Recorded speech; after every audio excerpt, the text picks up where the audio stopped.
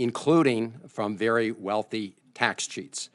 That's why the IRS received $80 billion over 10 years in the Inflation Reduction Act, and we will be asking you some questions about implementation and use of those resources. Obviously, they also go toward trying to dramatically improve IRS customer service, which we're already seeing results from, as well as dealing with outdated technology, including the COBOL system, which the IRS continues to use. We know that there are over somewhere between $500 billion and $1 trillion in taxes each year that are owed and not paid. Those are just some of the issues under the purview of the Department of Treasury. Madam Secretary, again, I'd like to commend you and your staff on being responsive to questions from members of the committee. And let me now turn it over to Senator Hagerty for his opening statement. Thank you, Chairman Van Hollen, and thank you for holding this hearing today.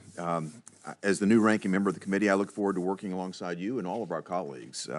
We have an exceptional job ahead of us. We're challenged with conducting rigorous oversight to strengthen U.S. financial systems and ensure that the dollars that taxpayers have entrusted us with are spent responsibly. I also want to welcome our witness today, Secretary Yellen. I thank you for appearing before the subcommittee, Secretary, at such a critical time for our economy, and I look forward to your testimony. Secretary Yellen, the Department of Treasury has a fundamental role in managing our nation's debt and collecting its taxes. The President, with the advice and the consent of the Senate, has conferred upon you a great responsibility and obligation to provide sound economic guidance. At this same time, it's your duty to respect the rights of taxpayers who rely on you to treat them fairly. Unfortunately, our nation has accumulated an unprecedented amount of debt at levels that are unsustainable at this point.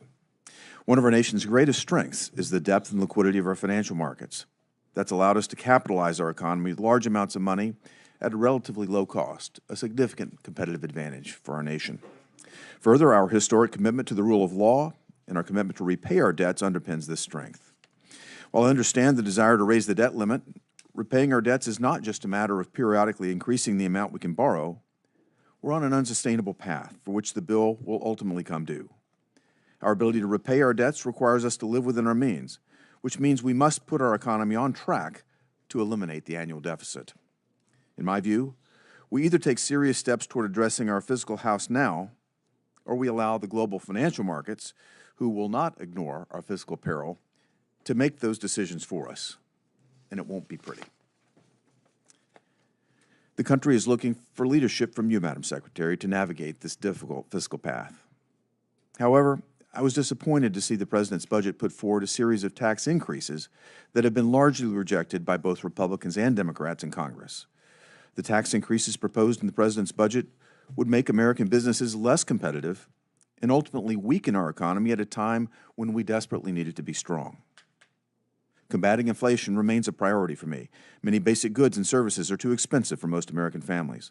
Again, I believe that too much spending has placed upward pressure on prices. Very simply, there are too many dollars chasing too few goods and services. My constituents' purchasing power has steadily and dramatically eroded over the course of this administration. One way we can both rein in inflation and expand the economy is by extending tax reform, which, contrary to forecast at the time, resulted in booming corporate tax receipts for the federal government. Allowing manufacturers to deduct the full cost of their capital expenditures in the year that they're made encourages businesses to build more factories, help workers to become more productive, raise wages, and it expands economic output. When we expand supply, we put downward pressure on the system to meet demand. In that manner, businesses provide more goods and services to their customers at a lower price. The problem with more government spending is that it just redistributes private resources from one group to another, generating economic friction and inefficiency. Its primary effect is to increase demand, not to increase supply, further adding to inflationary pressures. Rather than helping individuals and businesses during these challenging times, taxpayers are facing greater tax burdens, reduced customer service from the IRS, and endless amounts of paperwork and bookkeeping requirements. I've reintroduced my Snoop Act, which would strike the Biden administration's requirement that third-party platforms report businesses' gross transaction volumes totaling more than $600 per year to the IRS. This requirement is cumbersome, it's difficult to comply with, and it needlessly intrudes into Americans' privacy. While I was glad to see your department has temporarily delayed the implementation of this provision, I'll continue to stand up for small business owners with an aim to put an end to this egregious and unwanted overreach. And finally, as a lifelong businessman, I've been following the developments over the past week as we've seen unfold a pair of spectacular bank failures. To me, this entire situation was a series of failures that should have been foreseen. First, it's a massive failure on the part of management. Silicon Valley Bank's board and management seem to have been asleep at the wheel.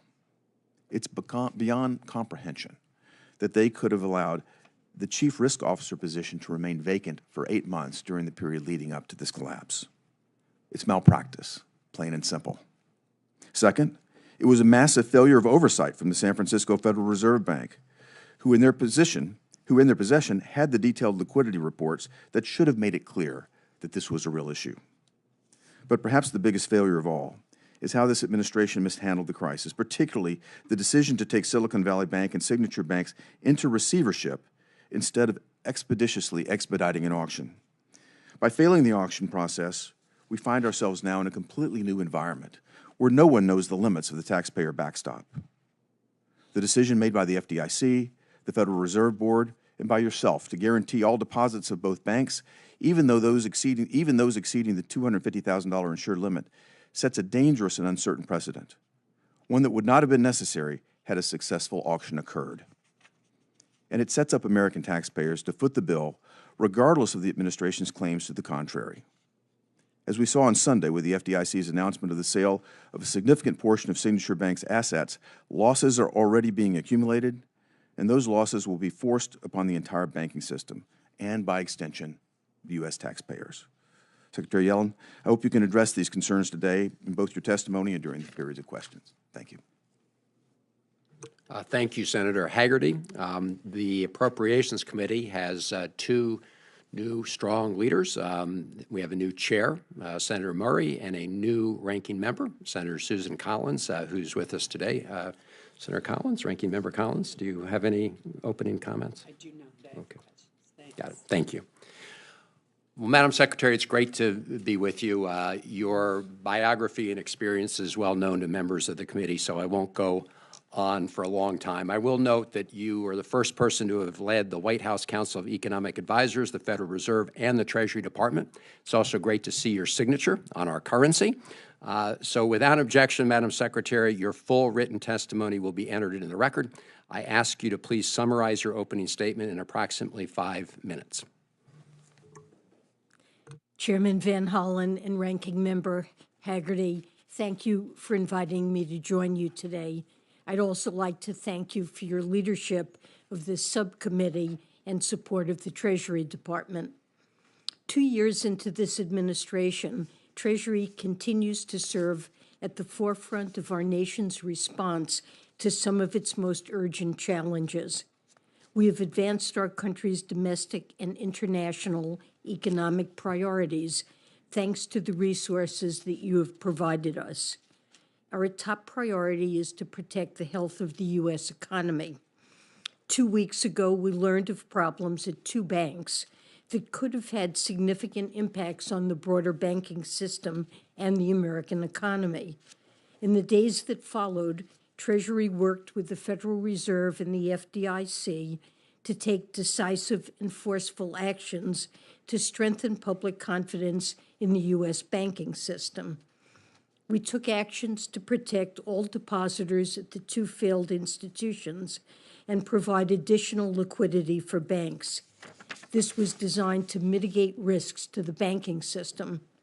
It's important to be clear. Shareholders and debt holders of the failed banks are not being protected by the government, and no losses from the resolution of these banks are being borne by the taxpayer. Deposit protection is provided by the Deposit Insurance Fund, which is funded by fees on insured banks. As I said last week, the U.S. banking system is sound. The federal government's recent actions have demonstrated our resolute commitment to take the necessary steps to ensure that depositors' savings remain safe. Beyond our work on the financial system, Treasury has also led our administration's broader efforts to recover and stabilize our economy from a once-in-a-century pandemic shock. Our Office of Recovery programs help drive the fastest and most inclusive labor market recovery in history by coordinating the effective implementation of the American Rescue Plan relief. Today, the unemployment rate is near historic lows. Our economy has added over 12 million jobs since 2021. Our administration is now building on that progress by effectively implementing long-term investments enacted by Congress. Internationally, Treasury continues to mount a swift, bold, and enduring response to Russia's illegal war against Ukraine. In my visit to Kyiv a month ago, Ukrainian officials told me firsthand about the critical impact of our work. As part of a broad coalition, we are responsibly dispersing vital economic assistance to Ukraine. Since last February, Treasury has also implemented over 2,500 Russia-related sanctions. We have degraded the Kremlin's ability to replace more than 9,000 pieces of heavy military equipment that it's lost on the battlefield. We have also stabilized global energy markets and cut into the Kremlin's revenues by implementing innovative caps on the price of Russian oil. The President's fiscal year 2024 budget requests the necessary resources to continue advancing our nation's priorities.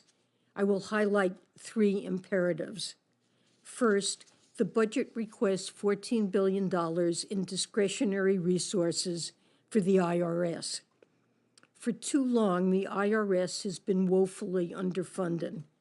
We are changing that.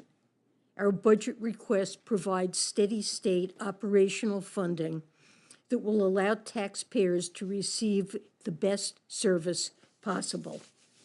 It will complement the one-time, long-term investment in the IRS from the Inflation Reduction Act.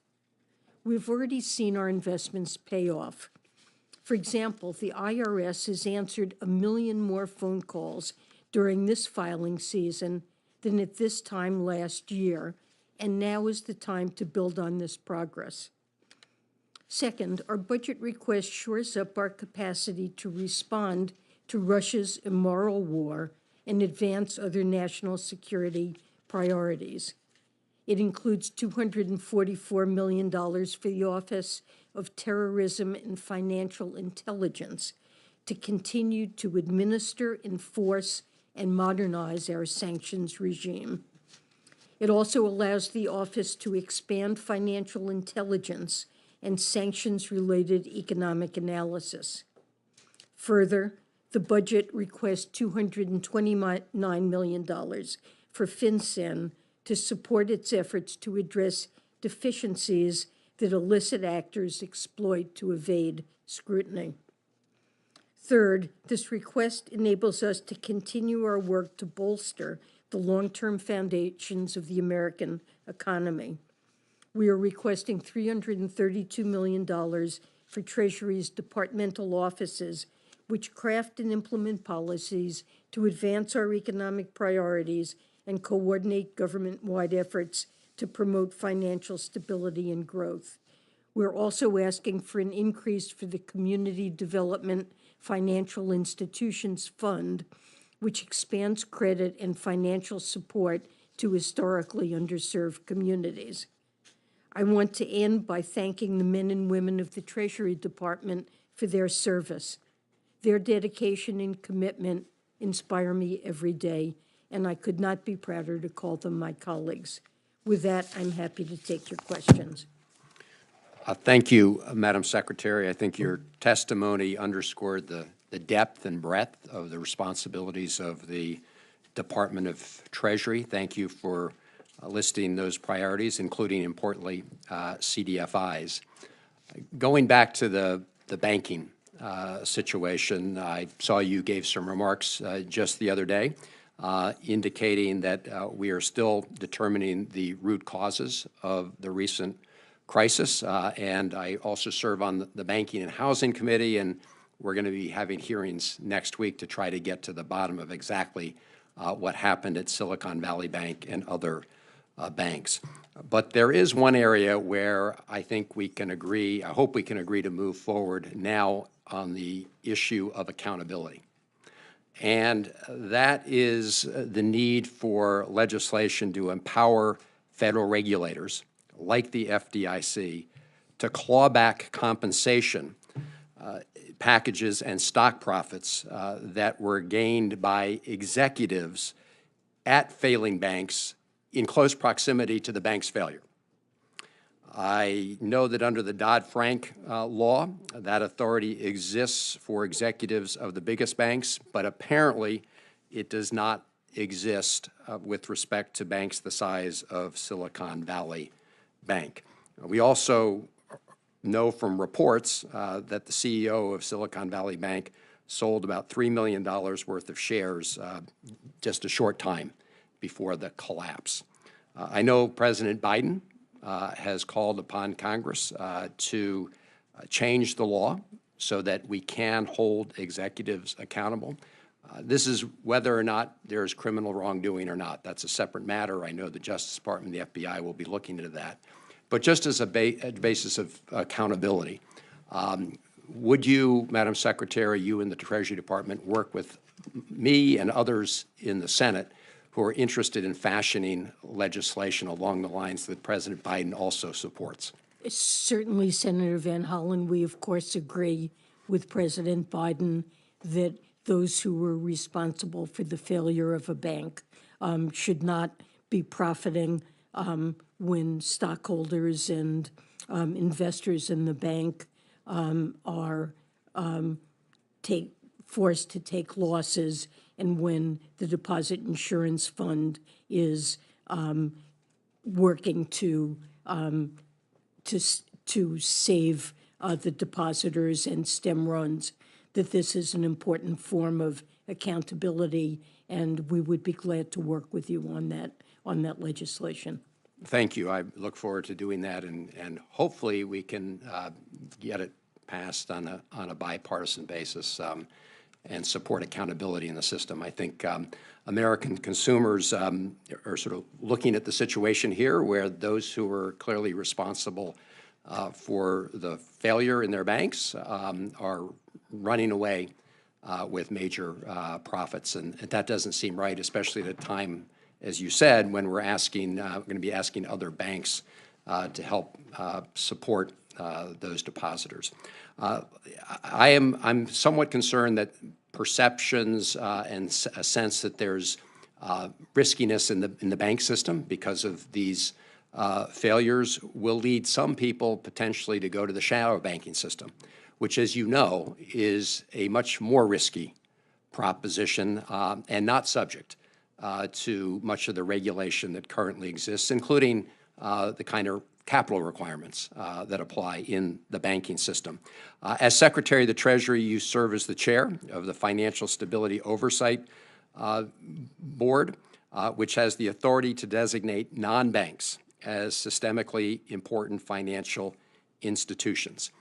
Last November, in the Banking Committee, I asked the federal bank regulators that were before us as witnesses, including Vice Chair of the Federal Reserve Bar and the heads of the OCC and the FDIC, if they would support a repeal of the Trump-era guidance that made it much more difficult to regulate the much riskier shadow banking sector.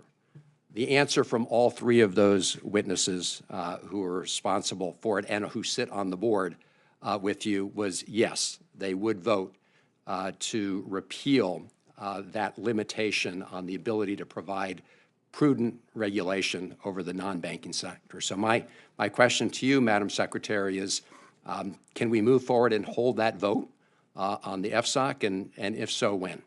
I am working very closely with FSOC. We are considering and drafting revised guidance on designation that would restore FSOC's lost capacity to designate non-bank financial institutions as systemic and subject them to regulation. I would say that more generally, the risks that you mentioned in the non-bank financial sector, sometimes other forms of intervention can be appropriate.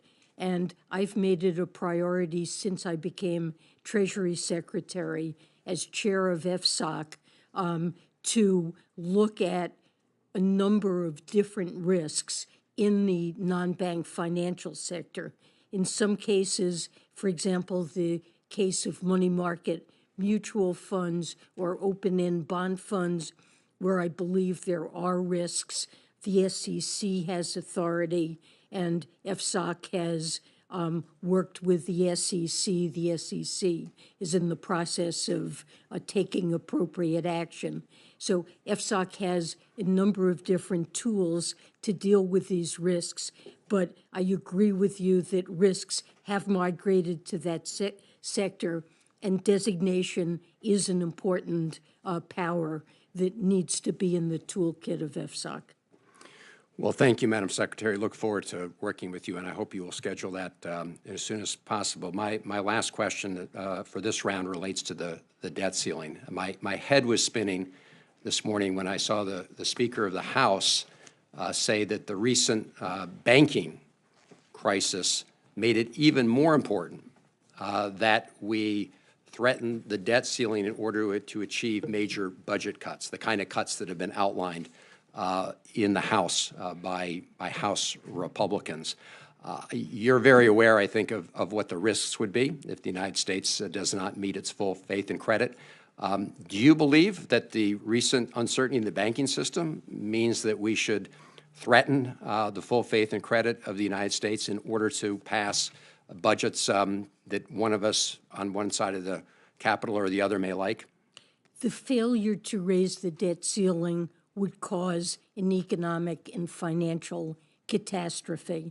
It would be a failure of the U.S. government for the first time since 1789 to fail to pay bills that it had incurred, and it would cause a loss of confidence in the United States as the safest country, that our currency is a reserve currency used by the world.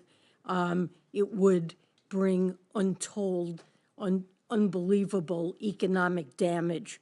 I think this is something that just can't be contemplated. It is a fundamental, basic responsibility of Congress to pay the government's bills. And I call on Congress to expeditiously raise the debt ceiling. Thank you, Madam Secretary. Senator Hagerty. Thank you, Chairman Van Hollen. Before I get into my line of questioning, I just want to clarify on the debt ceiling piece. Secretary Yellen, do you think it's not possible to negotiate in any respect the spending package that's been put forward? Is it possible to set aside and agree that our nation's debts will be paid, that we'll pay the interest on our debt, and set that component aside and agree to that before we get to any discussion on specific spending reductions? I'm not sure exactly what you're suggesting here.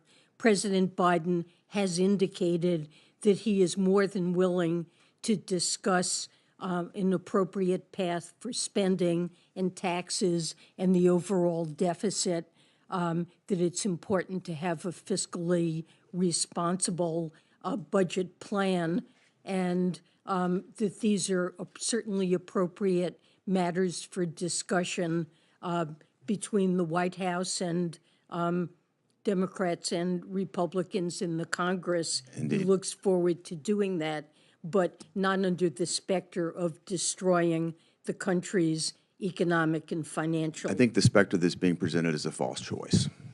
And the specter that you present does not have to be that. We are facing an unprecedented spending epidemic. We're in a deficit spending situation. We have $31 trillion of debt moving higher that we're parking on the backs and the shoulders of our children. If we don't address it in a responsible manner ourselves, the capital markets will address it eventually, and I think that'll be far more catastrophic. So we have to find a way to talk about this that doesn't pit ourselves with this doom and gloom scenario, and that we find a way to actually address the... Senator Hagerty, President Biden has submitted to Congress a budget that has, over the next decade, $3 trillion of deficit reduction. It invests in our workforce, in our economy. And it massively increases taxes at a time when we're improve trying to recover our supply. economy. It's a non-starter on both sides of the aisle, as you know, Madam Secretary. Let me get back to the questions that I wanted to entertain with you, though, today. As I mentioned in my opening statement, I've been tracking the Silicon Valley and Signature Bank situation in very close detail. The situation was caused by a remarkable set of failures, in particular the Silicon Valley Bank situation, failures of management, failures of Fed oversight, and failures of how we responded to it. Both President Biden and in your opening remarks just a few minutes ago, you unequivocally stated that no losses will be borne by the taxpayer for the actions that have been taken by the Fed, the Treasury, and the FDIC, and guaranteeing that all insured deposits at Silicon Valley Bank and Signature Bank that followed the failed auction of SVB, that none of those will be borne by the taxpayer. I understand why that claim is politically appealing, but it's impossible to square with how these programs actually work. As you know, the systemic designation used in the guarantee of SVB and Signature Bank's deposits relies on the FDIC's Federal Deposit Insurance Fund, which will be replenished in the case of a loss with a special assessment on banks across the nation, which inevitably will be passed along to all bank customers, which last time I checked were American taxpayers. So as we saw with Signature Bank, the estimated cost to the Deposit Insurance Fund for this resolution alone is $2.5 billion, which will be paid for by fees assessed to banks across the nation. Is that correct? There will be a special assessment too. So it's only an estimate, the $2.5 billion. We don't really know what the final cost I understand. will I be, think but if there you- will be a special If you add SVB, it's going to assessment become on much, banks. much larger. And when you increase the cost of doing business, that cost is going to get passed on to customers. So this number, $2.5 billion plus, and any future losses will be in fact borne by bank customers across the United States. Again, American taxpayers, the last time I checked. Is that Well, correct? they may be borne by shareholders of the firms. I think the fees tend to be passed on to the consumers. I'd like to turn to news reports yesterday that Treasury is considering whether the administration can order an unprecedented expansion of FDIC coverage to guarantee all uninsured deposits. As was reported, this facility would be backed by the Exchange Stabilization Fund, which was created to support the value of the U.S. dollar in international markets, not as a slush fund when consulting Congress may be inconvenient. I'm deeply concerned by these reports, as such a program would not only constitute a misuse of the ESF, but it would circumvent Congress's role in approving such an action. So, Madam Secretary, does insuring every deposit at every FDIC-insured bank in the nation over $250,000 require congressional approval? This is not something that we have looked at. It's not something that we're considering. All that I have said is that when the failure of a bank is judged by supermajorities of the FDIC board, the Fed board, and myself in consultation with the president, when such a failure is deemed to create systemic risk, which I think of as the risk of a contagious bank run, that we are likely to invoke the systemic risk exception, which permits the FDIC to protect all depositors, and that would be a case-by-case determination. I understand, I and have that- not considered or discussed anything having to do with blanket insurance or guarantees of all deposits. 2 points, Madam Secretary. One, I would encourage you, if you do consider something broader than the basic $250,000, to remind you that congressional approval is required of that in the form of a joint resolution. Two, the program that you just stated really suggests to many people in America, certainly people in my home state, that there's a two-tier system of insurance here in America for those that are deemed to be systemically important at the time and those that are not. I think many Tennessee banks are concerned that they would not be deemed I would systemically disagree important, with and that that, is Senator concerning. Hagerty, and I said explicitly in remarks I gave yesterday to the American Bankers Association, which is mainly consists of community banks, that this is not a question of invoking it for large or medium-sized banks, only that the failure of a small bank, of a community bank, could likewise trigger a run on other banks and lead to the same judgment that the failure of that community bank creates systemic risk. More clarity here would be appreciated. Thank you. And I want to turn to one more point that you and I have discussed on a number of times before in a very short period of time that I have. This has to do with the ProPublica leak of taxpayer information. We've met now, this is the fourth time you and I have met about this. The fact is that ProPublica was a leaker of, or somebody at the IRS, or somehow ProPublica's leaked confidential taxpayer information.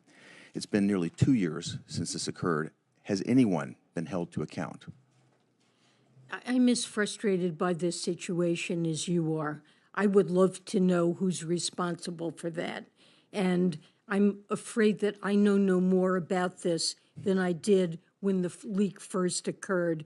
We did what I believe is the appropriate thing, which is to refer this matter to independent investigators, the Treasury Inspector General, the IRS Inspector General, and the Department of Justice. And there are no three reports? Independent investigations that follow their own timelines, and I can't tell you when they're going to be concluded. I would suggest that you ask those investigators when they think it might be concluded. I would really like to get a report, and I think this was a very serious matter and deserves an independent and thorough investigation. It damages the confidence of taxpayers in America. Thank you, Madam Secretary. As I said at the outset, the Appropriations Committee has a new chair, and I'm pleased that she's joining us today. Senator Murray. Well, thank you very much, Chair Van Hollen and Ranking Member Hagerty. As Vice Chair Collins, who is also here with us today, and I made clear when we announced our plan to return this committee to regular order, we have a responsibility to deliver for the American people by working together to draft and pass funding bills that strengthen our economy and keep America competitive on the world stage and make sure that our families here at home are financially secure and thriving. This is no small feat, as we all know, but this hearing is really an important reminder that when it comes to keeping our nation strong, secure, and competitive, it is not just about how much we spend on defense, which is important. It is also important how strong our economy is, and I mean on Main Street, not just on Wall Street. And as we've seen, the collapse of the Silicon Valley Bank and Signature Bank have been a really stark reminder of the important role Treasury does play, regulating our banks, ensuring our economy is sound, and protecting American workers and savers from paying the price for Wall Street's mistakes. And that's really critical because working families are the backbone of this economy. And that means when our families are less financially secure, our nation is less financially secure. Strong funding for Treasury means strong enforcement of our sanctions against Russia and Iran, the drug cartels, and other dangerous actors. It also means when my constituents call the IRS with a question about their taxes, they can actually get a real person on the other end of the line. And thanks to the funding that Democrats passed, the IRS is now answering 90% of its phone calls. That is a dramatic improvement from the 13% last year. But we still are playing catch up on these investments. The technology that handles Americans' tax returns, for example, is over 60 years old. So we need a modern IRS, and that won't just mean fewer tax cheats stifling families when it comes to paying their fair share. It means that Americans' personal financial information is safer from cyber attacks or nefarious actors. And it will mean we could put more money back in families' pockets when it comes to the tax refunds and relief that they are entitled to, like the child care tax credit President Biden proposes reinstating in this budget. Secretary Yellen, I asked you about the IRS spend plan for the IRA funding in our call when we talked last month. Congress still doesn't have that. And I want to join Chair Van Hollen in saying the department has had enough time to produce it, and we expect to see it. And lastly, families, of course, are also counting on us to raise the debt limit. You just talked about this, without drama, without delay. And let me just be clear as you were, that the full faith and credit of the United States, that is, to pay our bills on time like every family is expected to, is not something that should ever be held hostage to score cheap political points at the expense of working people in this country. Not getting that done would be catastrophic for our economy. So I hope we can do this in a straightforward, bipartisan way, as we have many times under both Republican and Democratic leadership. So again, thank you for being here today. And I just want to say I'm going to be very closely paying attention to the work on the issues raised by the Silicon Valley Bank and Signature Bank, and I expect that you will keep us updated on this as we move along. Yes, of course, I'd be glad to. Thank you. In terms of questions, last year I was able to pass a sweeping bipartisan retirement bill in our Secure 2.0 Act that will increase families' financial resiliency and help more families save for a dignified retirement and make it easier for businesses to offer retirement plans. Can you tell us what resources Treasury will need to implement all of Secure's directives in a timely manner? Yes, there are some resources the Treasury will need, and they're included in the 2024 budget. My understanding is that the Bureau of Fiscal Services will need about $10 million to complete their effort to digitize savings bonds. The Office of Tax Policy will need about $1.5 million to hire additional OTP, Office of Tax Policy staff to write the regulations and rules. And IRS will be faced with implementation of many of the features of this, and there's money included in the budget, I believe an additional $10.5 million for IT funds and an additional roughly $5.5 million.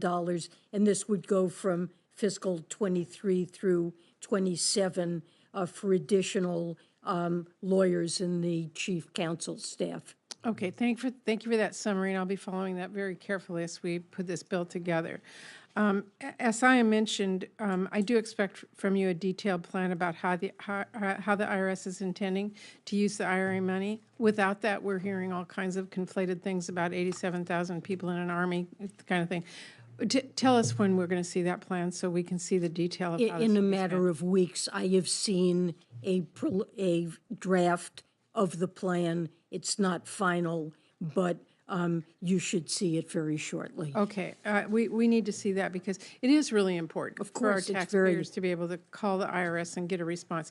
It is really important for us to be able Yes. to have the new technology we need, but we need to see your spend plan so we have a real concrete plan in front of us. You will see that. Okay, and finally, I know President Biden's 24 budget is rightly called a blue-collar blueprint to rebuild America. And that blueprint would not only help families with lower health care costs, but also invest in quality child care, ensure giant corporations and billionaires pay their fair share, a lot more. But I wanted to ask you, do you think that the president's budget would increase inflation or put us on a path to fiscal ruin, as some of our colleagues have suggested? No, I don't. It does invest in America, in our people, in our economy, in ways that will make it more productive, but it proposes ways to pay for that. And in fact, over 10 years, it involves deficit reduction amounting to $3 trillion. So it puts us on a more secure and prudent fiscal path. Many of the investments that are proposed could be viewed as expanding supply.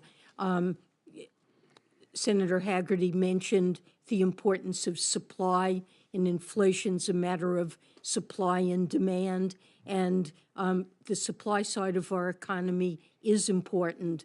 We know that private investment, capital formation matters, and that's what traditional supply-side economics has always focused on.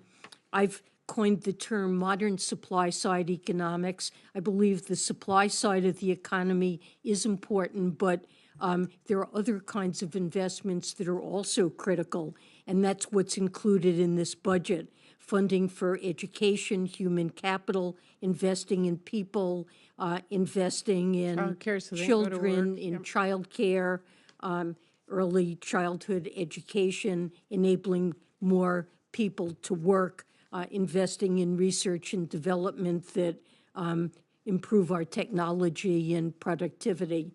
So there are very significant investments in our economy that will expand its capacity and ability to supply goods and services. Thank you very much. Thank you, Mr. Chairman. Thank you, Madam Chair. And now we'll turn to the ranking member of the full committee, Senator Collins. Thank you very much, Mr. Chairman. It's great to be here with you and the ranking member, and appreciate it.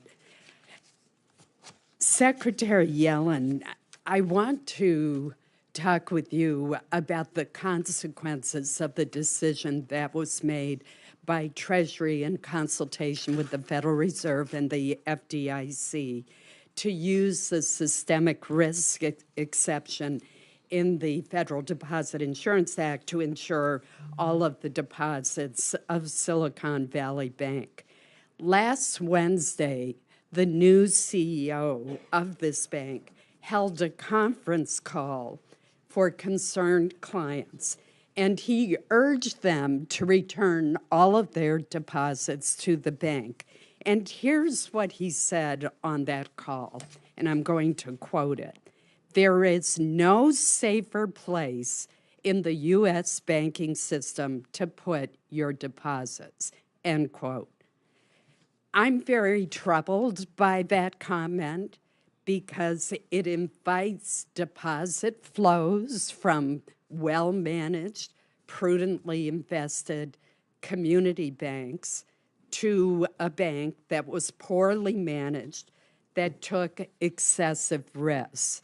And it seems to me by guaranteeing all of the deposits that you're creating a situation where they are immune from losses, draw in deposits from well-managed banks in a way that puts the well-managed community bank at a competitive disadvantage. So I guess my question to you is, how is this fair? Well, look, we invoke this systemic risk exception because Silicon Valley Bank had experienced a calamitous run, a run that was so enormous that it overwhelmed the liquidity of this bank, its ability to arrange liquidity. And it created the potential for fear about the safety of uninsured depositors in many other banks, and a failure to protect those who were uninsured depositors in this bank at the time it was put into receivership would have led to fears by uninsured depositors at many other banks who really have no easy way of knowing what the status of their banks are and whether or not their funds are at risk. It risked contagion throughout the banking system. We invoke this exception in order to try to contain the contagion that seemed to all of us to be inherent in these uninsured depositors being wiped out or severely haircutted. So it wasn't a question of protecting that bank or that group of uninsured depositors, but rather the implications for the broader banking system because of the contagion potential. Well, I want to switch to related but different topics, but to me, it creates a situation where you're rewarding very wealthy depositors and you're creating the need for a special assessment that's going to be imposed on those well-managed community banks that didn't take those risks. And from what the bankers I've talked to tell me, the majority of their depositors fall under the $250,000 limit, while at Silicon Valley Bank, the opposite was true. But let me follow up on a point that Senator Haggerty made. He asked you about the level of FDIC insurance. I remember in 2008 when it was raised from $100,000 to $250,000 during that financial crisis. Now, some of our colleagues, including Senator Elizabeth Warren, has recommended that we raise it to $2 million or even up to $10 million. Do you agree with that?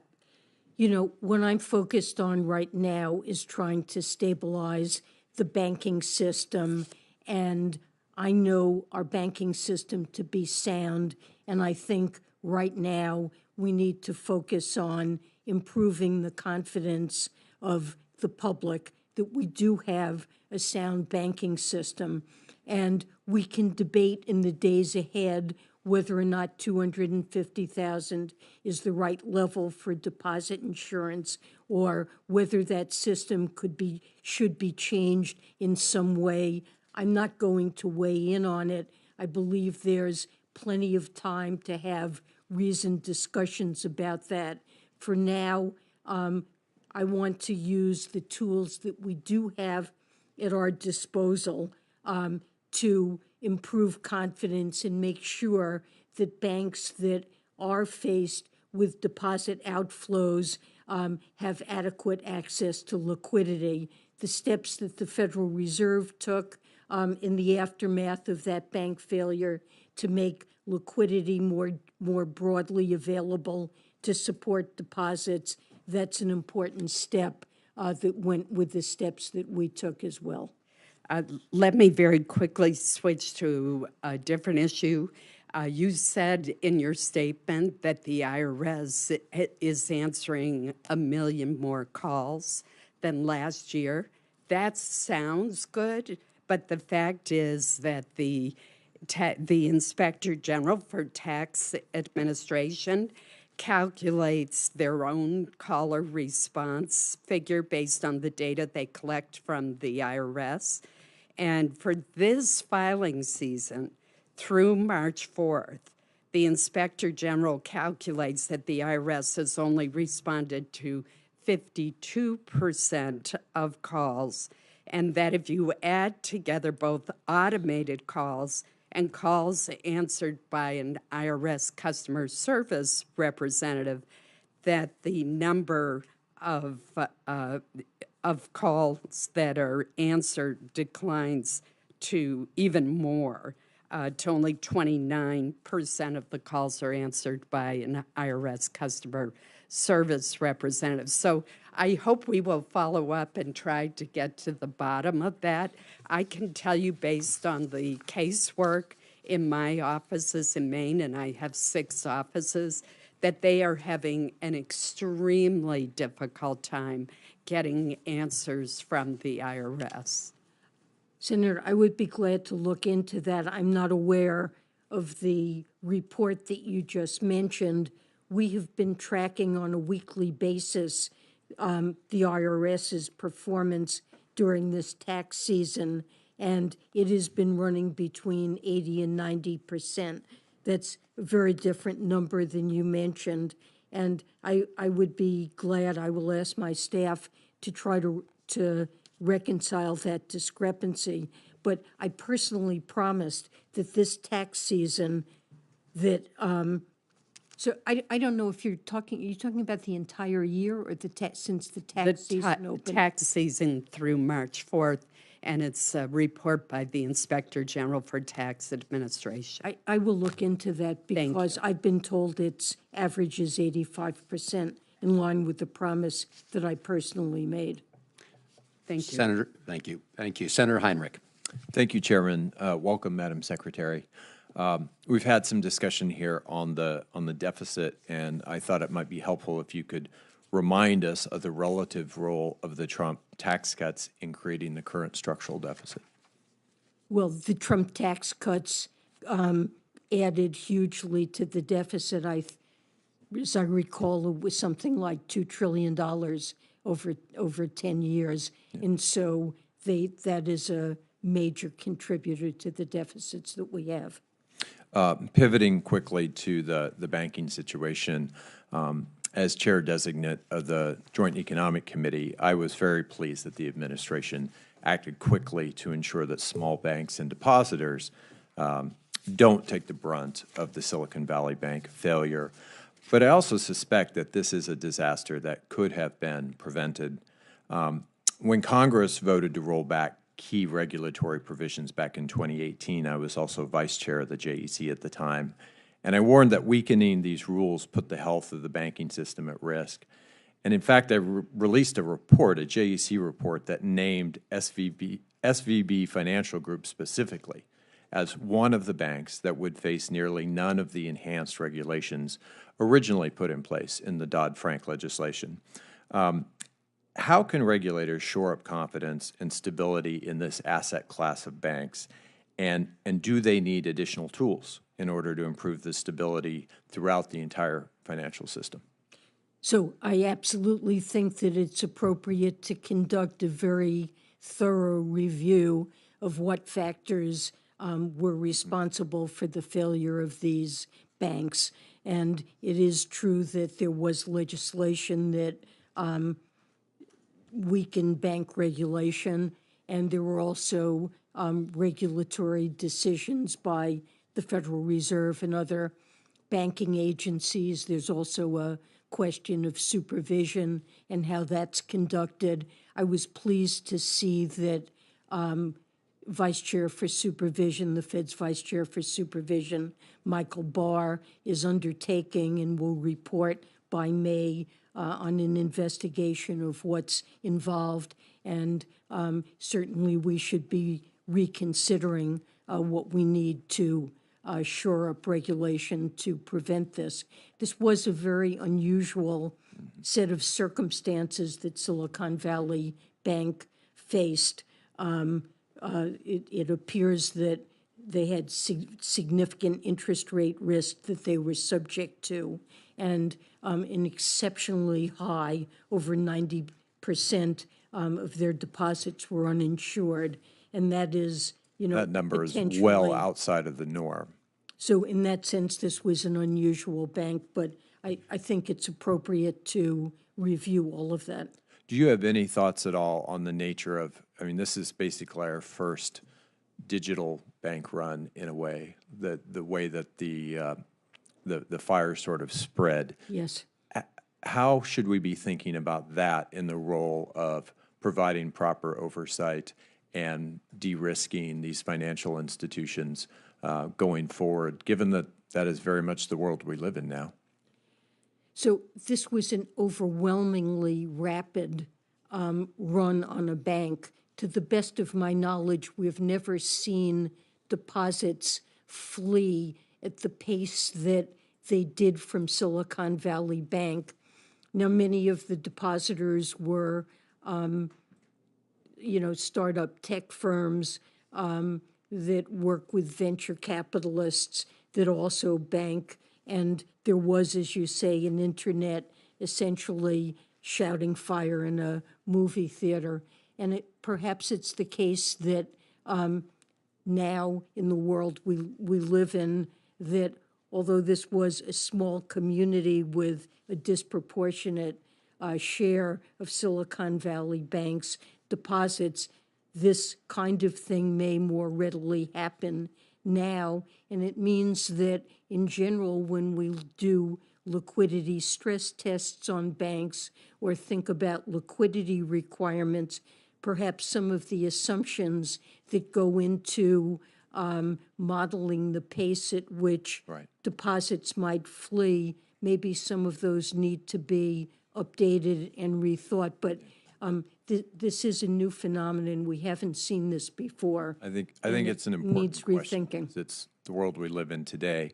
Some House Republicans recently introduced a bill that would force Treasury to prioritize covering debt held by foreign debt holders like the Chinese government before financing Department of Defense, the VA, really every federal funding priority outside of Social Security and Medicare.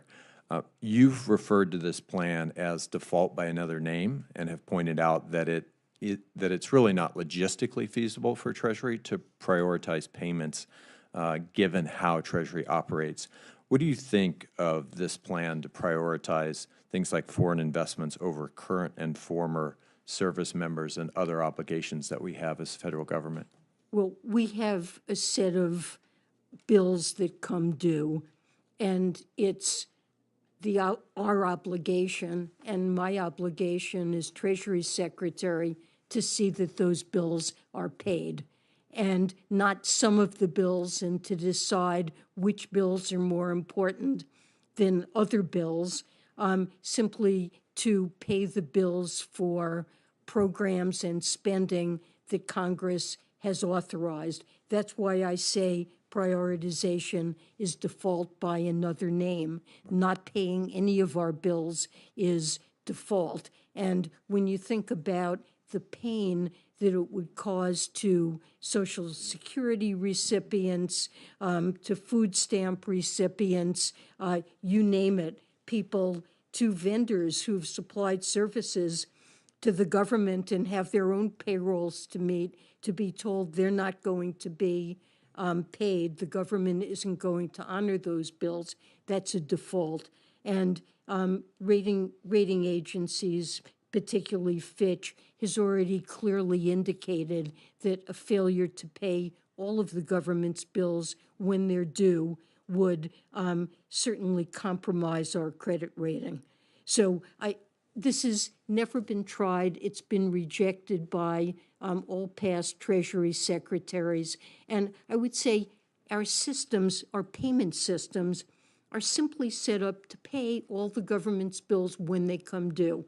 They're not set up to divide payments into different types as a general matter, and to be able to say, yes, this, and this, we're paying, and these other things we're holding back. For many agencies, payments of all types are all mixed together in ways that couldn't be disentangled. Thank you, Chairman. Thank you, Senator Heinrich. Senator Kennedy. Thank you, Mr.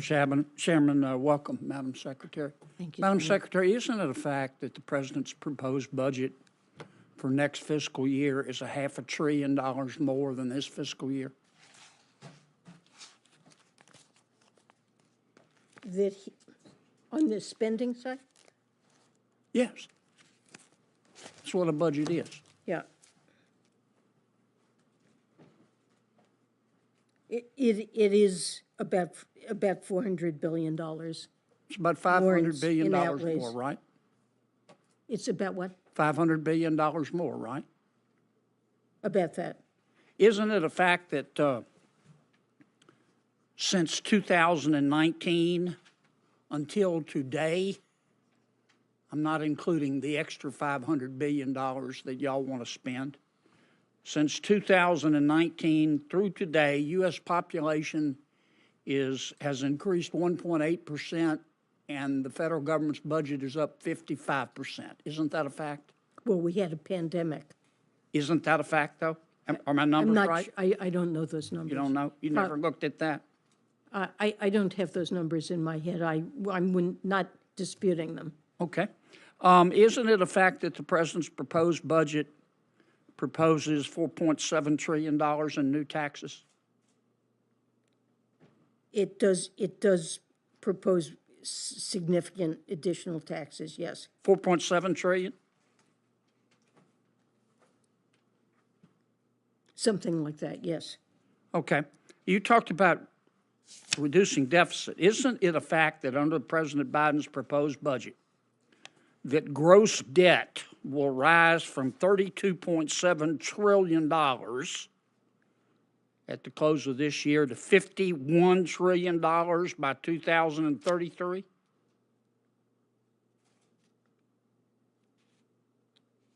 I'm sorry, what number did you give me for?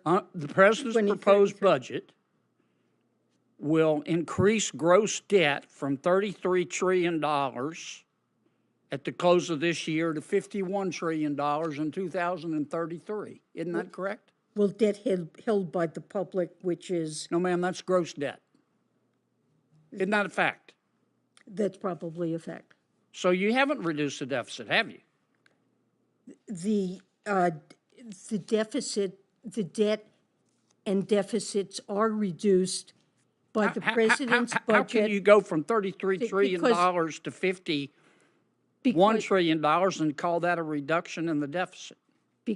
Because that's a calculation for which you need a baseline, and then you compare the budget and the deficits and debt in the budget with a baseline in which there are none of the changes, either in revenues or in spending, that are Here's proposed my in the baseline. budget. Here's my baseline. At the end of this year, we project, people a lot smarter than me, probably not than you, but smarter than me, say that gross debt's $33 trillion. They say if the president's budget is implemented by 2033, it'll be $51 trillion.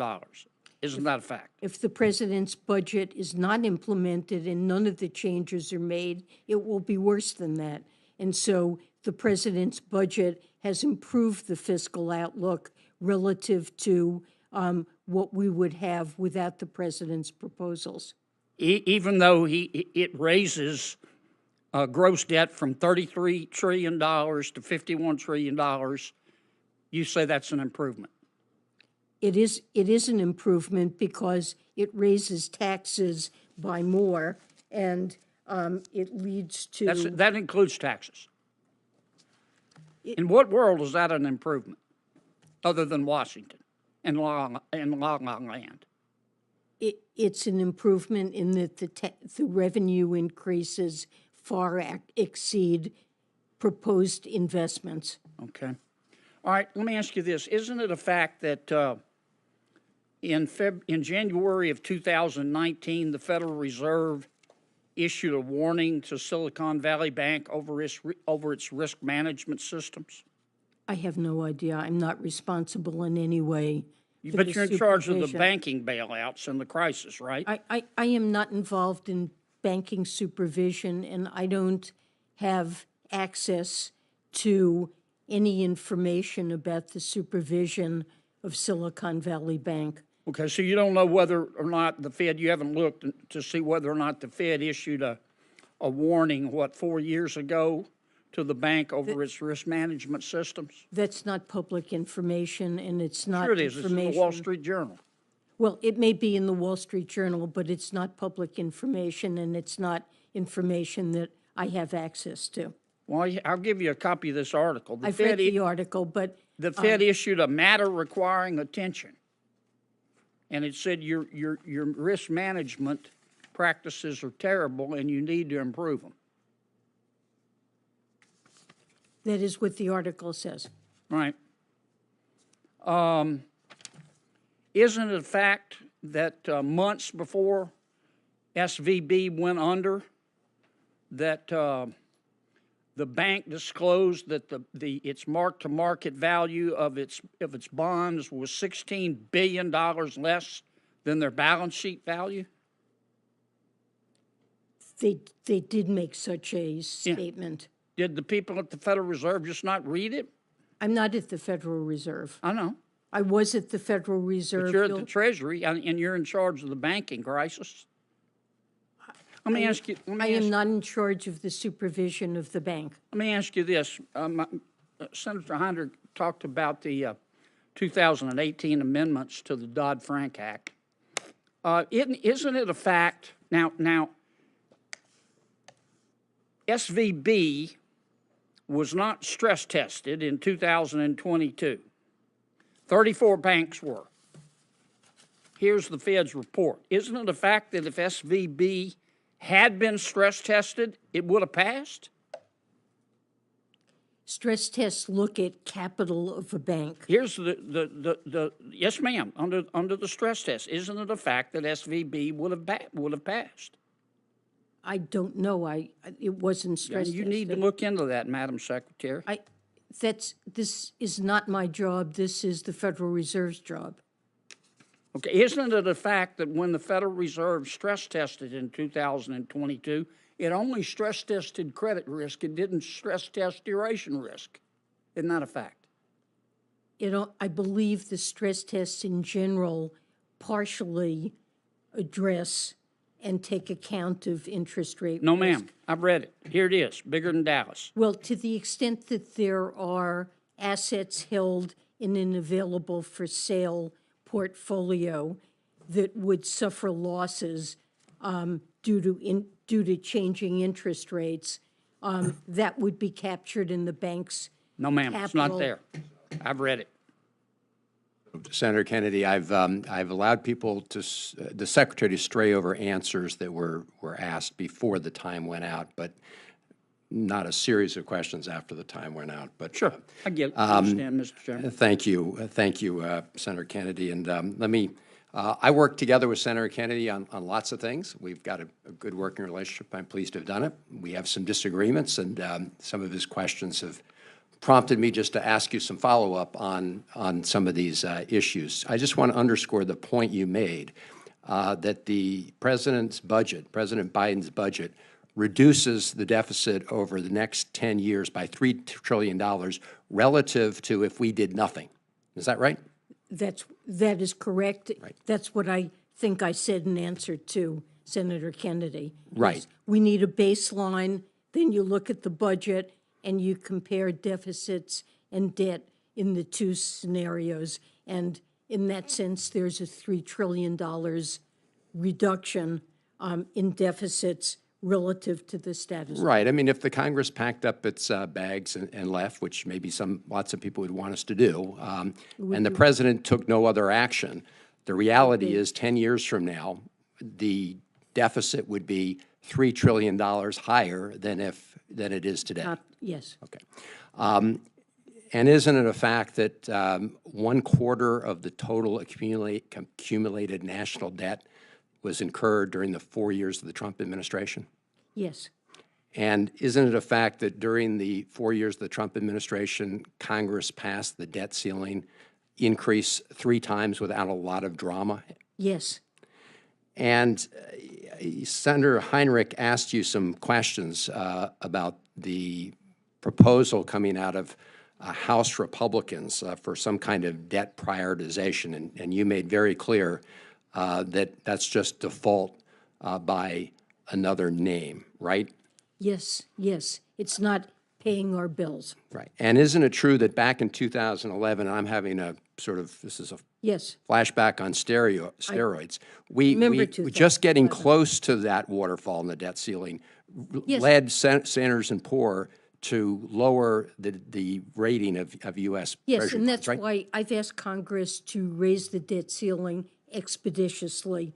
We don't want to get to the X date and push this because damage can occur and we could be downgraded if Congress looks like it's not willing to do. I really hope, Madam Secretary, that we won't do that. I do welcome a vigorous debate with my colleagues on the budget issues. Whether you make spending cuts, whether you make revenue increases, people can have a healthy disagreement on that front. But that also does raise the issue of the IRS budget and the $80 billion that was provided with the IRA for a number of functions, one of them being to allow the IRS to collect revenues that are already due and owing and not paid. Now, I have a couple questions regarding that, Madam Secretary. One is you have directed the IRS and the Treasury Department that you will not increase audits above any historical level with respect to small businesses or taxpayers under $400,000, right? I issued an order to that effect. I have told the IRS that they must not increase the audit rates on either individuals or small businesses earning under $400,000. Yeah. And I think it was I think it was Jesse James who said when he's why do you rob banks? He says that's where the money is. Where the money is in uncollected taxes is in very wealthy folks who are not paying their taxes on time, right? That's right. It's wealthy individuals, complex partnerships, corporations, where there's particularly unreported income. Right, and I know that the administration and the IRS have calculated hundreds of billions of dollars of lost income annually from this tax gap. But the CBO has a more conservative number, but it has a number nevertheless from the enactment of the Inflation Reduction Act. And it also calculated that the first act, I think it was the first act of the House under new leadership of Speaker McCarthy, when they repealed the Inflation Reduction Act, according to CBO, that would increase the deficit relative to where we are today by $114 billion, right? Yes, the money that we spent on, that you appropriate to the IRS, whether it's the discretionary budget or the additional long-term mandatory investment in the IRS, this is money that brings in net more tax revenues. In that sense, it's not really costly. It generates more money for the taxpayer by enabling the IRS to collect the taxes that are owed than you're spending in appropriations on the agency. Right. So, I hope in the coming weeks we can have a sober conversation up here about the budget and deficits, because it's one thing for our House colleagues to say they care about the debt ceiling deficit, and another thing for their very first action to be to increase the federal budget deficit by over $114 billion over the next 10 years. Mr. Chairman, could I ask a personal? Let me just ask my last question. Sure. I'm happy to entertain a question if my other colleagues are willing. So, Madam Secretary, in terms of the IRS funding, in addition to trying to collect taxes from wealthy tax cheats, we have seen an improvement in IRS performance when it comes to answering constituents' calls. Is that not correct? That is certainly the reports that I have gotten, that the response rate has been between 80 and 90% this tax season. And we're going to look, Senator Collins raised some important questions here. It has definitely improved. Whether it's improved to that extent, according to the Inspector General, we'll have to take a look at that. But I do think that making sure that folks who, especially very wealthy folks, pay their taxes on time is important. And I'm just going to, in closing here, refer you to a letter that a group of us sent on March 20th. Myself, Senator Warren, and others, regarding abuses of trusts that allow very, very wealthy individuals, billionaires, to pass on lots of money without any taxation. They have very high-priced lawyers, which in our view are skirting the law, certainly the intent of the law, and we're asking you to take a look at that. Will you do that? Yes, we actually have some proposals in the Green Book to clamp down on that type of abuse, and would be glad to discuss further things we can do to prevent that kind of abuse. Got it. Senator Kennedy, it's up to Senator Haggerty, but I'm happy to. Well, I just wanted to ask, this is a question, not a comment. Are we all going to, my colleague here hadn't had a chance to answer and ask any questions. But will we have a chance to follow up as well with the Secretary? Sure. We're doing another round. We have 7 minutes each. Absolutely. Absolutely. Senator Bozeman. Thank you. Thanks for the pep talk.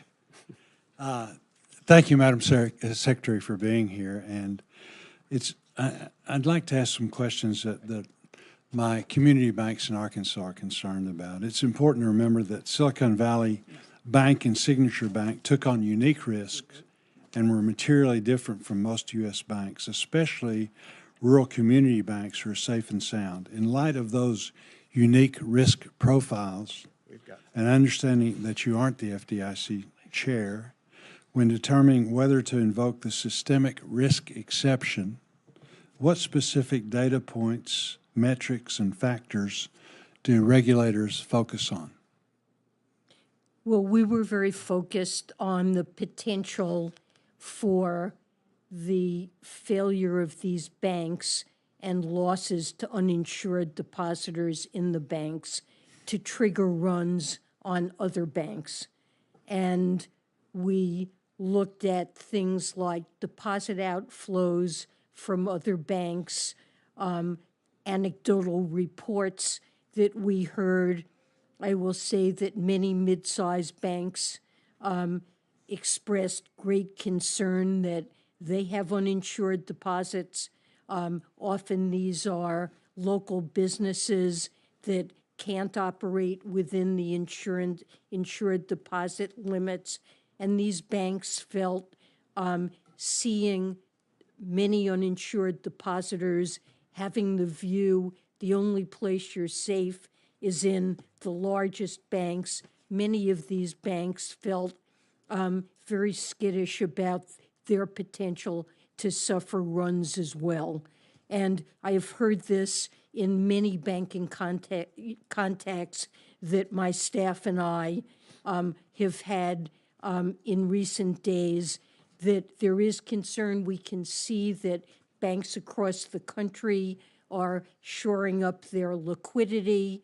They are very worried about contagion from the troubles of Silicon Valley Bank and Signature Bank. And the steps that we took were designed to improve the confidence of all depositors that they're safe in banks. And, you know, depositors often don't know about what the specific situation is of their bank, whether it's a mid-sized bank or a community bank. And if they become worried, they can pick up their deposits and go someplace they think is safer. And we did not want to see contagious runs that could have impacted many banks, including community banks. Very good. While Silicon Valley and Signature's uninsured deposits will be paid for by the Deposit Insurance Fund, banks will replenish the fund via special assessment. In reality, those costs will pass down to customers via higher banking cost, and I'm concerned that Arkansans will have to subsidize Silicon Valley Bank and Signature Bank's deposits, and maybe others, that come forward. What specific legal authority exists for Treasury, FDIC, and/or the Fed to exclude certain banks from being charged the special assessment? And will the community banks get charged that special assessment? I don't know what the rules are around that precisely. I think the FDIC may have some ability to determine which banks are charged. I believe it's up to the FDIC to make that determination. And again, absent Congress passing a new law, what specific authority does Treasury, FDIC, and/or the Fed have to guarantee, even temporarily, all uninsured deposits of open banks?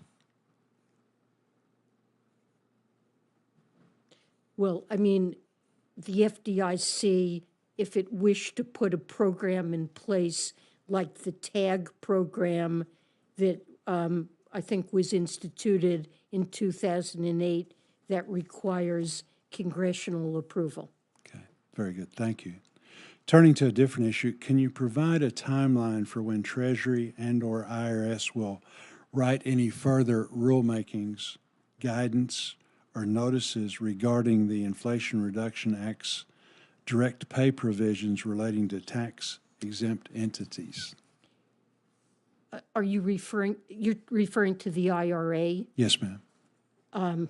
We have many rulemakings we are required to do to implement the features of the IRA, and we are frankly working 24/7 to get them done as rapidly as we can. I can't give you an exact date, but I can tell you that we're working on it very hard. We're full tilt.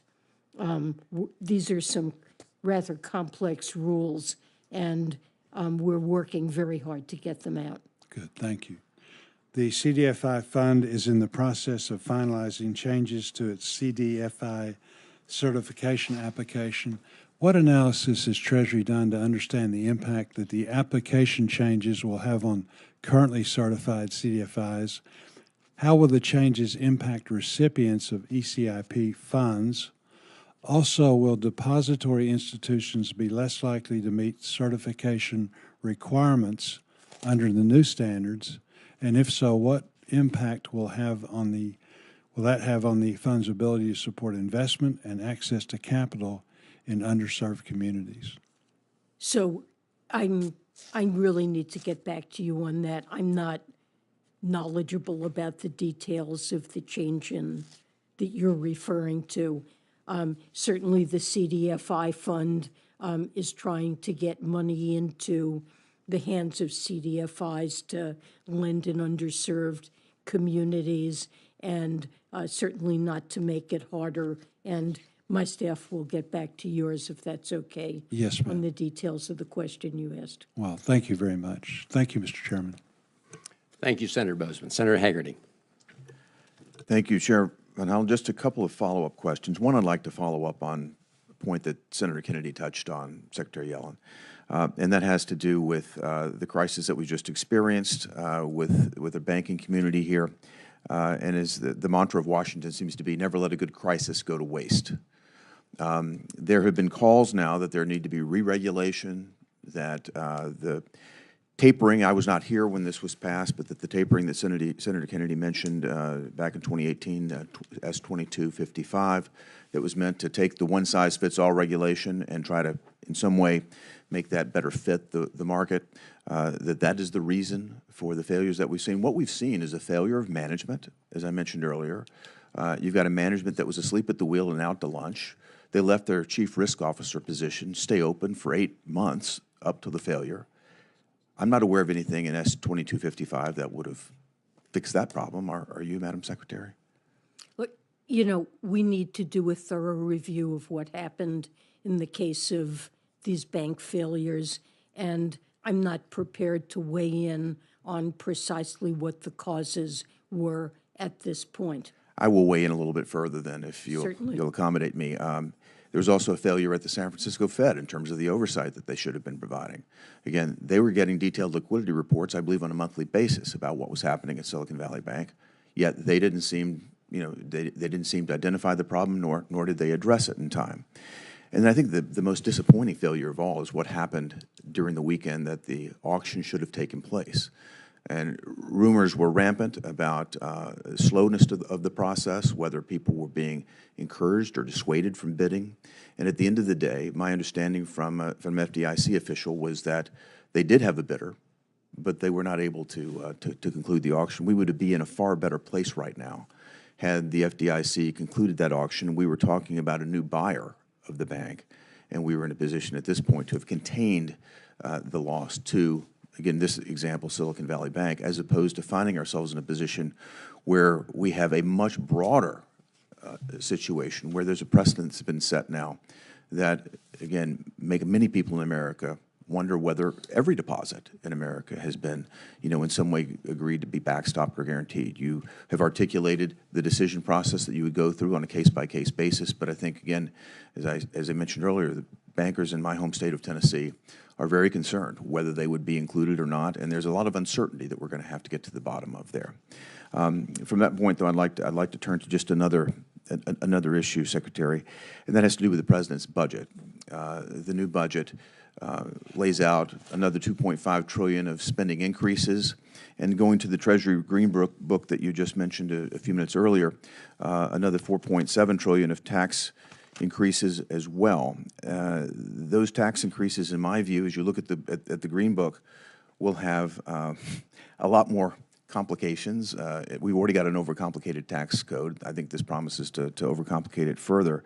The most recent estimate that I've seen shows that individuals and corporations spend 6.5 billion hours on tax filing and reporting already. And it's hard to imagine a system as complicated and as bureaucratic as it already is getting more simple with the addition of another 4.7 trillion of new taxes. And my question of you, and you may need to get back to me on this, is how many more forms or instructions are going to be required from the IRS to the American public to address this? How many more hours will be required to fill out new forms and new overhead to address this massive new tax increase? Well, I can't give you an estimate at this point of the number of hours or forms, but if Congress would consider seriously the proposals, we would be able to make estimates of those things. I will certainly consider it seriously, but it's clear to me that it's not going to get any less complicated. It's going to be more complicated considerably by the way it's moving.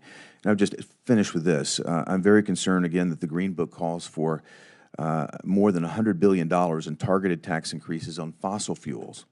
And talking about further increases on fossil fuels, further complicating that business at a time when our economic security and our national security are in such a grave situation. I think it really doubles down on the weaponization of our tax code against industries that are out of disfavor by this administration, and it weakens us as a nation. Anything that would lower investment in energy production right now will weaken our national security, so it's a grave concern. I would say that fossil fuels have benefited from many special tax features that really are tax expenditures.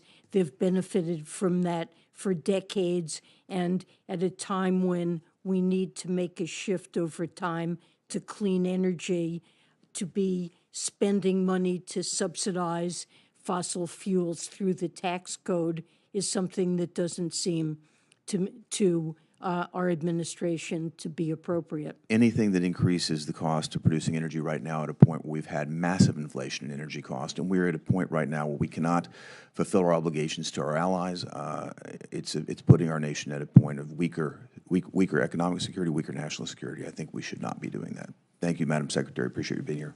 Mr. Chairman, thank you. Thank you, Senator Hagerty. And I'm going to turn it over to Senator Kennedy. Just one piece of business before that. If I run out before Senator Kennedy's finished asking his questions, I just want Scout's honor, you'll stay within the time limit. Number one, I know you will. Thank you, my friend. And number two, in case I can't get back, let me just say, Madam Secretary, thank you for appearing before the subcommittee, and members will have 1 week to submit questions for the record due on March 29th, and we would appreciate if your office could respond to those questions as soon as possible. Again, I will be here unless I get called away to get my questions up in another hearing. Thank you, Madam Secretary. Yeah. Senator Kennedy. Thank you, Senator. Scout's honor, Mr. Chairman. Madam Secretary, I thought I understood your proposed budget. I want to walk you through it again. Isn't it a fact that the President's proposed budget increases spending by $500 billion over the current budget?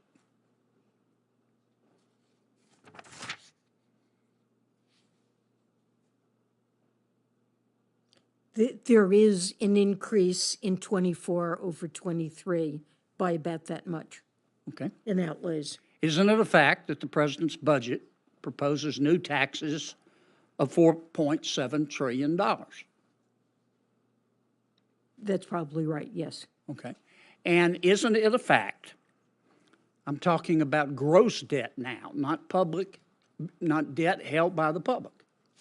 Isn't it a fact that under the President's proposed budget, gross debt would go from $32.7 trillion at the close of this year to $50.7 trillion by 2033?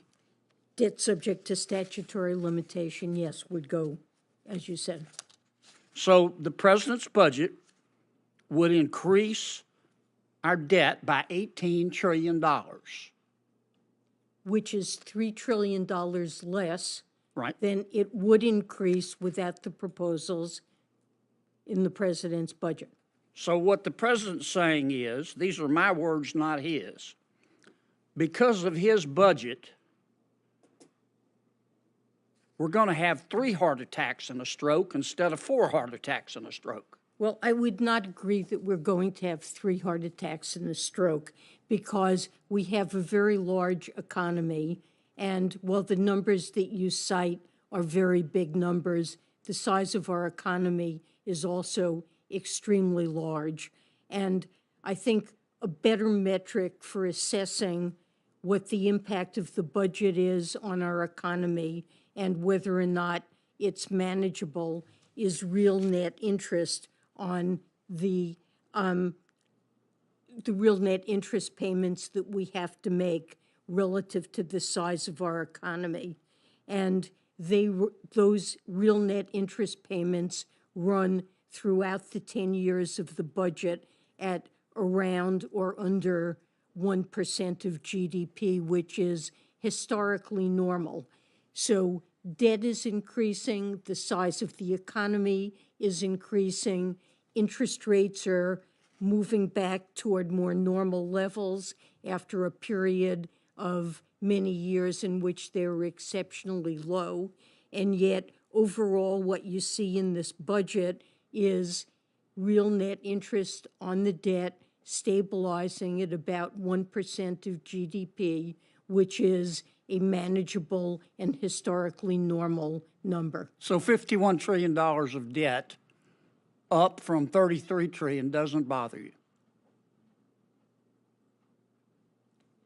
I think the path that is set out in the president's budget is fiscally sustainable. Okay. Well, how much debt is too much? Tell me that. Well, I just gave you the metric that I think is best for assessing fiscal sustainability. Okay. Let me ask it in simpler terms. I didn't follow you there. It's What percentage of our GDP, what debt as a percentage of our GDP is too much? so it depends on what interest rates are. And real interest rates have been extremely low. This budget and previous budgets have projected that they would move up toward more normal levels over time, but certainly not the levels that we saw several decades ago. And Could you we just can't answer my judge- question, Madam Secretary? What percentage of our debt of our GDP is too much? Well, this budget has debt held by the public moving up to around 109% of GDP. And that's not too much, in your opinion? Historically, it's a high level, but on the other hand, interest rates, real interest rates, have moved down substantially in recent decades. And so higher levels of debt to GDP are sustainable with lower real interest rates. And on balance, as I said, the interest burden of the debt is at a level that is quite reasonable in historic terms. Madam Secretary, are you a Keynesian? Well, I don't quite know what you mean by that, but I've certainly Well, studied do you Keynesian. believe it's acceptable, indeed, it's admirable for government when you're in a slow period, a recession, or bordering a recession, to stimulate the economy by borrowing money and spending? It certainly can be. I certainly, That's there what I are mean. different. That's what I mean by Keynesian. Do you support that? Well, there are different tools that can be used to stimulate an economy that's in a downturn, and monetary policy is an alternative tool. And But let me go back to my question. Keynes said that when you're in a recession, you can borrow money and spend it, government can, to stimulate the economy and get you out of the recession. Well, I'm not going to make a blanket statement that I agree with that. Well, let me ask you if you agree with this. A lot of people who say they're Keynesians, and based on what I've read of your writings, you are a Keynesian. But They forget the second part of what Keynes said. He said after you get out of the recession, you pay the money back. Did he not? I don't recall that he said that. He said it. I can show you that one too. Well, show that to me. I promised the chairman I wouldn't go over, and I want to yield back 2 seconds.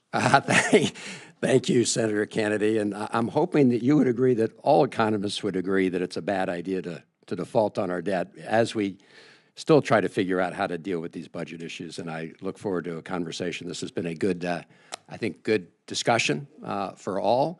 Thank you to the members. Madam Secretary, thank you, and the hearing is adjourned. Well, Madam Secretary, I have Senator Manchin has just arrived. I'm going to give him 7. I'm going to, as I said earlier, Madam Secretary, I'm going to have to depart. My other colleagues here may have to depart. We'll give 7. Yeah, thank you, Senator Kennedy. But Senator Manchin, you've got 7 minutes. And I'm going to you'll close out the hearing. All right? Thank you. Thank you so much. I am so sorry to hold everybody. I'm so sorry. I'm glad you stayed. Sure.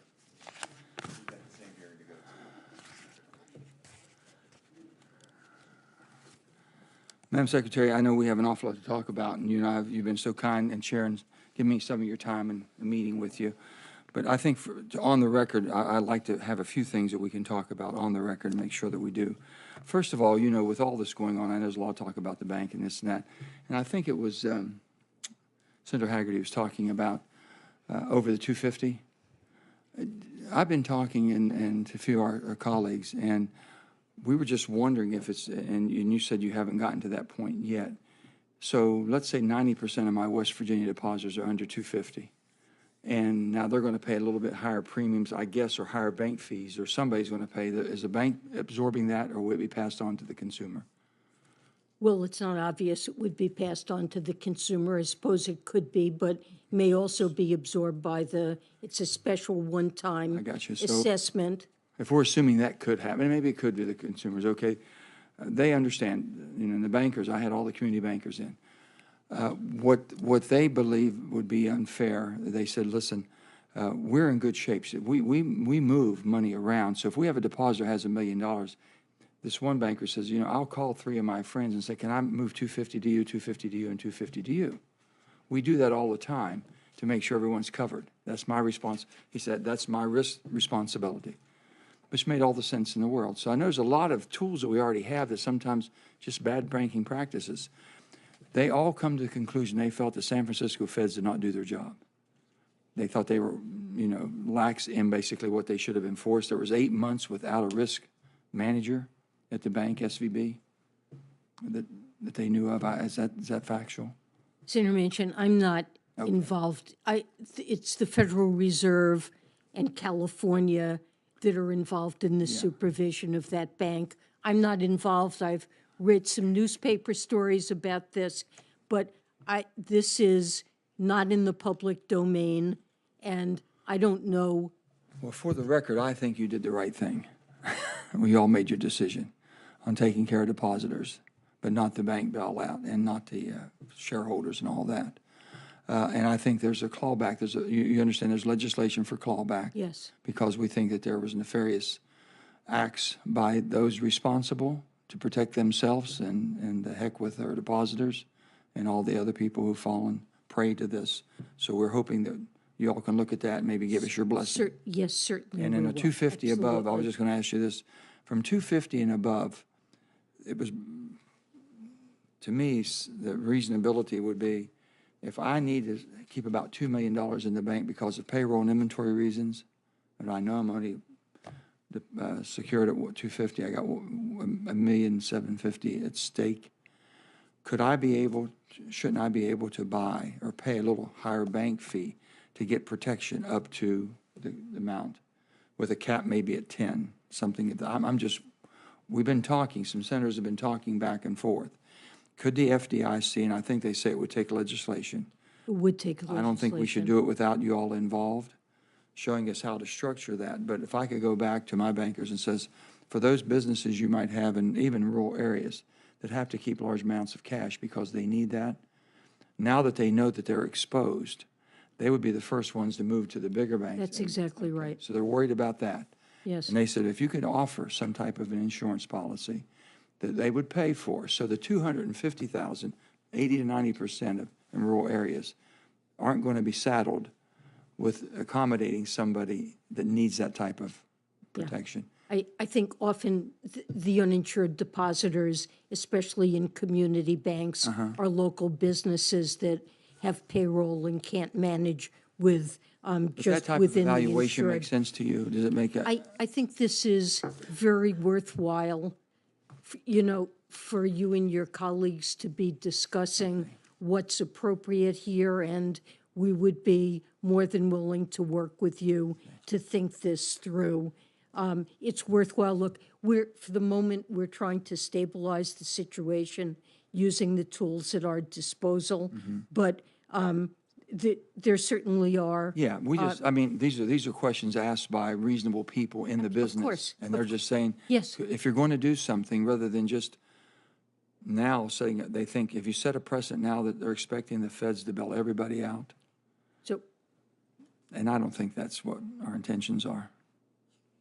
I don't think that that's going to be needed, but we don't want to see contagious bank runs and a loss in confidence in our banking system, especially when the banking system is overall for the United States very sound. When this subcommittee, hopefully we'll have Mr. Jerome Powell with the feds telling us basically what they've been able to do since the CBB has happened as far as to enforce the oversight by the San Francisco Reserve and all the different reserves we have around the country, if they're looking at their more troubled areas, if you will.